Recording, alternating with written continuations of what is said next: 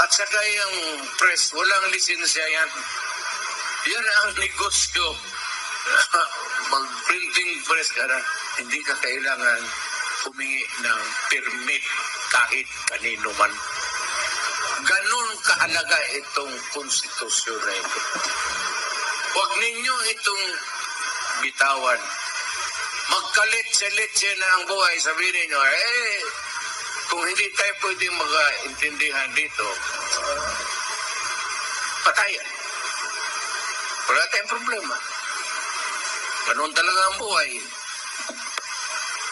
So, ito yan.